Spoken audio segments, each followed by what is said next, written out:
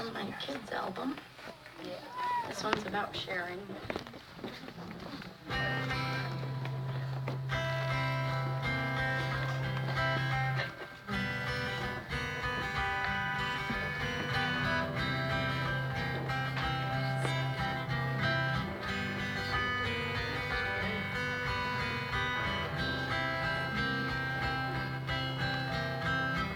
And the weatherman said to my friend, "What's your name?" My friend said, "Write yours down. Mine is almost the same."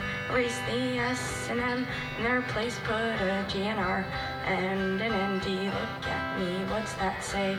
And the weatherman stood with his head hung in shame.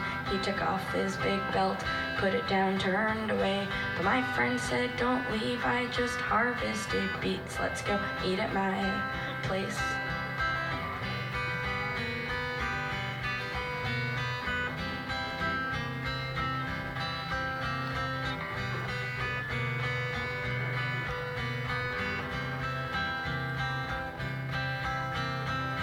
With his mouth full, the weatherman stared at his plate, and he knew it was his heart that made my friend great. Not his muscles, his money, his job, or his name, or his fame. See, my friend isn't famous. He is just a good person who grows what he eats. And if you have a mouth, then he will try to feed you. And if you are cold, he'll put wood in the stove, grab a quilt and some warm flannel sheets.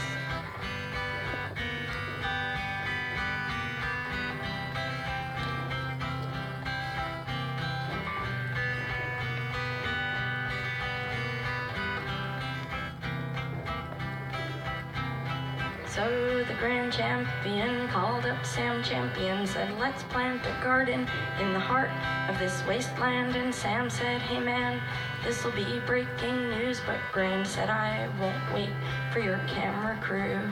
See, I don't do what I do for the glory. I don't do what I do because it's a good story. I do what I do because there is a need and a hunger created by corporate greed. See, there's a surplus of food in this country, and nobody should ever go to sleep hungry. But that food is kept under lock and key, considered a privilege for people with money."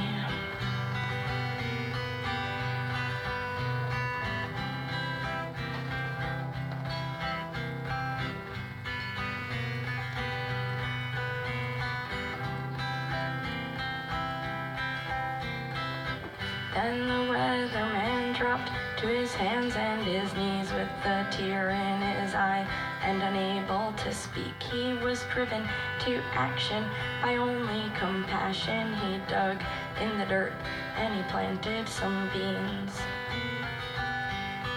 Planted some beans. Planted some beans. Planted some beans. Planted some beans. My grandma said to me, "If you only have one bean and you meet someone with no bean, you should give them half your bean, 'cause you will be less hungry if you eat just half a bean than if you eat a whole bean in front of somebody with no bean."